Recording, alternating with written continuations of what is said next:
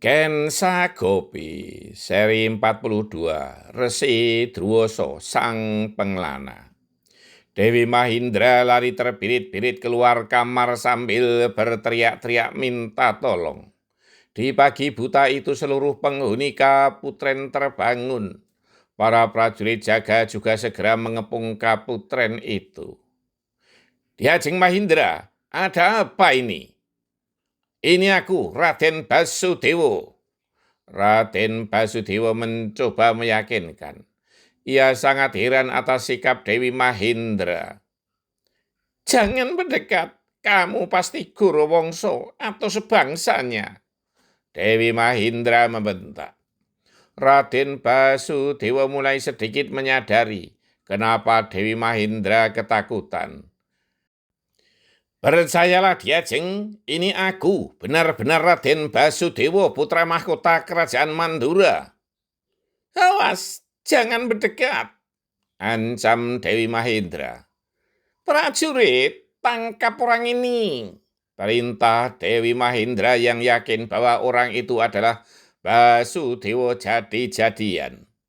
Raden Basudewa tak ingin terjadi keributan di Kasatriyan. Ia percaya bahwa para prajuritnya pasti akan melaksanakan perintah itu. Mereka pasti juga mengira bahwa ia adalah Basudewa palsu. Sebelum segalanya terjadi, ia mengulurkan tangannya untuk diikat oleh para prajurit. Ikatlah, ayo, hantarkan aku kepada Ramanda Prabu. Berkata demikian, Raden Basudewa sambil mengulurkan tangannya. Beberapa prajurit ada yang ragu untuk bertindak. Namun ada juga yang dengan sigap mengikat tangan Raden Basudewa. Dewi Mahindra yakin bahwa orang itu adalah Raden Basudewa jadi-jadian. Karena tampilan wajahnya berbeda dengan dahulu ketika berangkat. Kumis tumbuh lebat tidak terawat.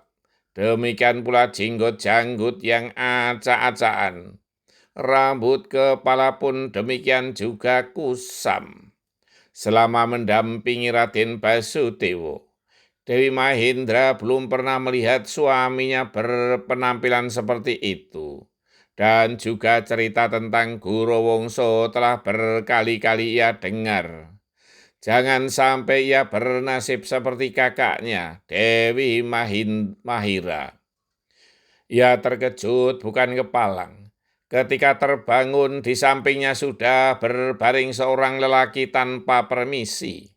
Apalagi cahaya dian yang temaram di ruangan itu. Ketika Raden Basudewa yang dikiranya palsu itu digiring menuju keraton untuk dihadapkan kepada Prabu Kunti Bojo, datanglah Raden Ugrasena. Hei, berhenti, ada apa ini? Perintah Raden Ugrasena. Raden Basudewa palsu akan kami hadapkan kepada Gusti Prabu. Jawab salah seorang prajurit. Raden Ugrasena segera mendekat, mengamati dengan seksama orang yang diikat tangannya itu. Lepaskan, aku yakin. Beliau kanda Raden Basudewa. Perintah Raden Ugrasena. Para prajurit kembali ragu-ragu, terlebih prajurit tadi yang mengikatnya. Ini perintah Gusti Putri, Raden. Seorang prajurit mencoba meyakinkan. Apakah Dimas Ugrasena juga meragukan aku? Tidak, Kang Mas. Tanda lahir di bawah telinga Kang Mas tidak mungkin dipalsukan. Raden Ugrasena yakin. Akhirnya Raden Basudewa dibawa masuk kembali ke Kasatriyan.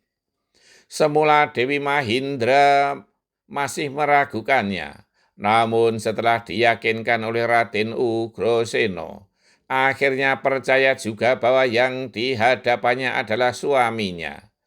Apalagi hari sudah mulai terang. Maafkanlah Kanda Diajeng. Maksudnya mau membuat kejutan, ternyata membuat heboh. Mereka yang menyaksikan hanya bisa tersenyum tertahan. Sementara itu, Resi Druoso yang bermaksud ke negeri Hastinapura merasa nalurinya untuk segera kembali menemui Dewi Kunti. Maka di pagi yang masih gelap itu, ia segera memacu kudanya menuju Kaputren Mandura. Bersambung. Kita mesti berhati-hati, namun juga harus teliti agar tidak salah mendakwa orang.